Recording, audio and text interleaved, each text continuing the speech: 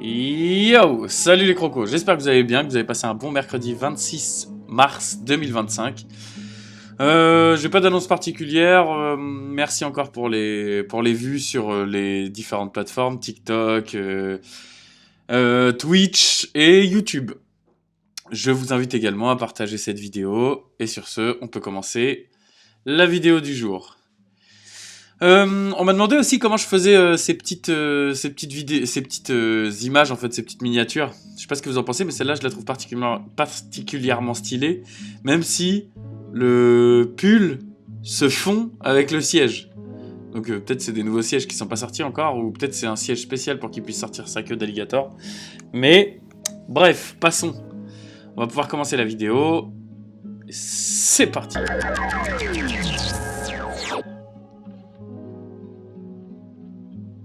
Rebondissement dans l'affaire de la mort du petit Émile. 4 membres de sa famille, dont ses grands-parents maternels, sont en garde à vue pour homicide volontaire et recel de cadavres.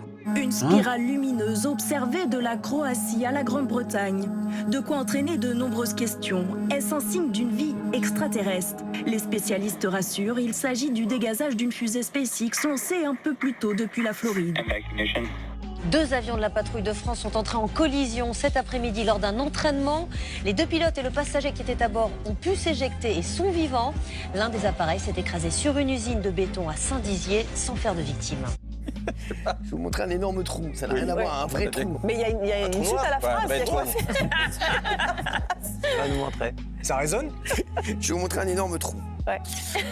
Non, mais les mecs, déconnez pas, c'est à Séoul, en Corée du Sud. Ah oui. Ça a causé la mort d'un homme. Ah oui. Il est tombé dans le trou. Sur ces images captées par une caméra témoin, on voit le trou s'ouvrir soudainement au milieu de la route. Sur le point de tomber, une première voiture a miraculeusement rebondi et a pu éviter la chute. Mais soit ils disent pas tout, mais je crois qu'il y a un des mecs qui était à scooter qui a disparu. J'espère qu'ils vont le retrouver. La situation devient intenable, d'autant que la mer va se déchaîner. Une tempête arrive et il sera bientôt impossible de rejoindre les 2 tribus par bateau. Dans ces conditions, impossible de laisser les aventuriers sur le camp jaune et sur le camp rouge pour la simple et bonne raison que la navigation risque d'être interdite.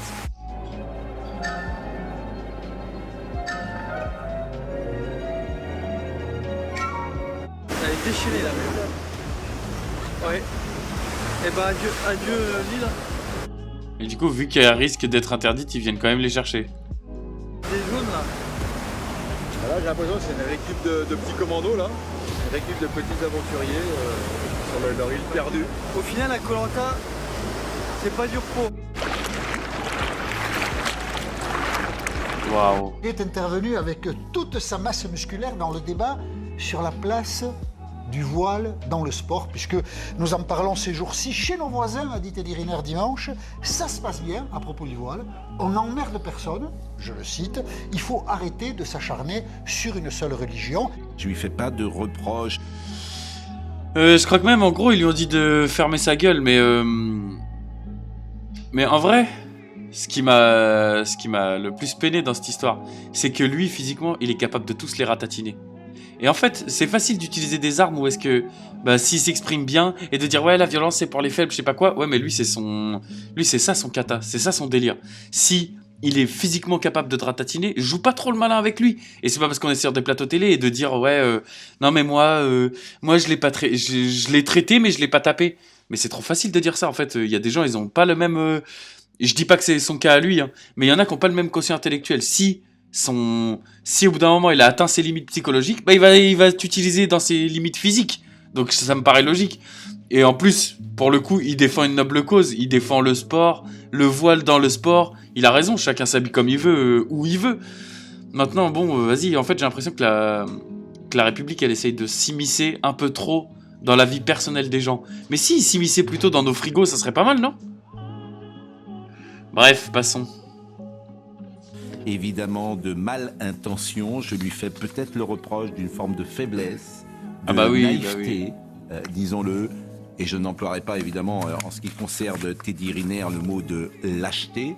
53% des Français. Donc je ne l'utiliserai pas, mais je le dis quand même. En quoi il est lâche? Il défend quelque chose, au contraire, il est pas lâche. C'est toi qui es lâche à passer ton temps à taper sur la tête des musulmans. Pauvre type. Affirment avoir ressenti des souffrances psychiques l'an dernier. Les jeunes ne font pas exception, bien au contraire. Les hôpitaux s'étonnent de voir bondir le nombre de consultations des 5-19 ans pour des problèmes d'anxiété, de dépression, pour être écoutés aussi simplement. The Lancet avait fait une étude, c'est une revue scientifique sur le sujet, et ce qui en ressort, c'est qu'un enfant sur 3 sera obèse d'ici 2050 si les politiques gouvernementales ne prennent pas en main le dossier. Signature d'une convention avec Enedis pour une autre station de recharge de véhicules électriques de Burger King.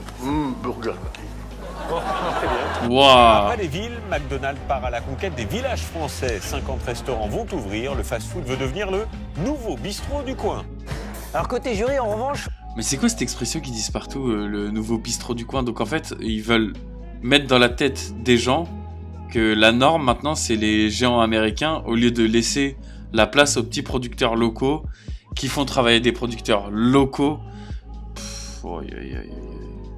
Sur des vrais amateurs de fondue. Alors eux, quand ils goûtent, ils se régalent vraiment. Mais qui s'étonne pas que le patrimoine français après il disparaisse petit à petit au profit des... Puis en plus, la vidéo d'avant c'était ouais, on s'inquiète que les enfants soient en obésité pendant les 50 prochaines années. Mais ils se foutent de la gueule du monde ou quoi? En même temps, s'ils implantent des McDo à tous les coins de rue. Aïe. Vous fermez les yeux, vous.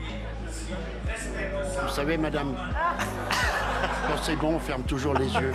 J'ai été chef de cuisine pendant plus de 15 ans. Quand j'ai commencé ma carrière en 2002, j'étais à un budget de 3,98 € par jour, par résident. Ces 3,98 € comportaient le petit déjeuner, le repas de midi, le 4 heures et le repas du soir.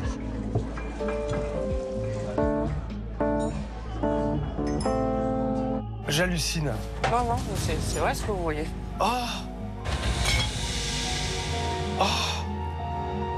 Je me sens pas bien. Jean-Claude Marion, il est basé à Bruxelles. C'est quelqu'un qui aujourd'hui a plus d'1 milliard de patrimoine. Doucement. Il a plusieurs hôtels particuliers et un est consacré à sa collection personnelle. Et vous le placez là, bien au milieu entre le lustre et le mur. Et vous avez des Picasso, des Soulages, des Basquiat.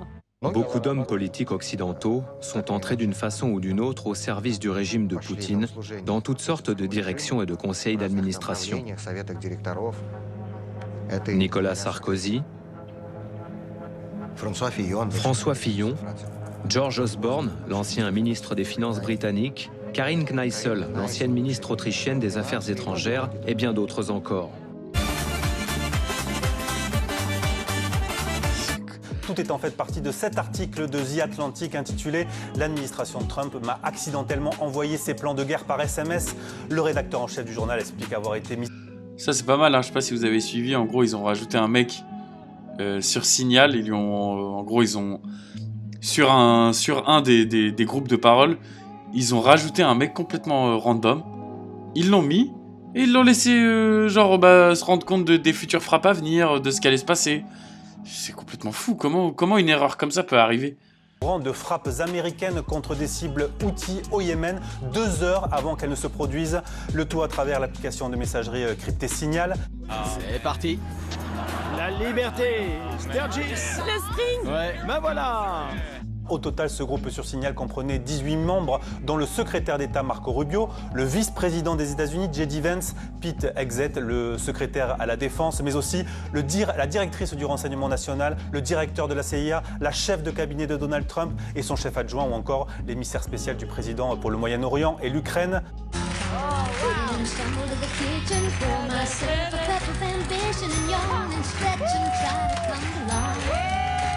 Ok. Bon, visiblement il se passe pas grand chose dans cette actualité. J'ai juste vu aussi que il y avait un des ministres qui parlait à l'Assemblée, je crois, qui expliquait qu'en gros, la dette, c'est dû aux chômeurs. Et qu'en fait, ceux qui profitent des prestations sociales, c'est de leur faute. Il y a une part de moi qui comprend ce qu'il veut dire. Mais en fait, ils se foutent de la gueule du monde. Il expliquait en gros que ouais, c'est pas normal que les travailleurs touchent... quelqu'un qui travaille pas touche autant qu'un travailleur. Mais ils se foutent de la gueule du monde. Le problème, c'est pas ceux qui travaillent pas. Le problème, c'est que vous payez pas assez ceux qui travaillent ou que vous les taxez trop. Mais bon, tous ces trucs-là, j'ai l'impression que c'est du foutage de gueule. Et qu'ils essayent juste de nous maintenir dans une espèce de misère douce. Ou est-ce que c'est pas trop dur non plus, mais c'est pas non plus super facile. Et c'est compliqué de tenir ses comptes. Enfin bon. Et surtout qu'à l'école, on nous apprend pas tous ces trucs-là. Enfin bon, j'espère que vous avez apprécié ce tournage. Et je vous dis à demain pour une nouvelle émission. Ciao.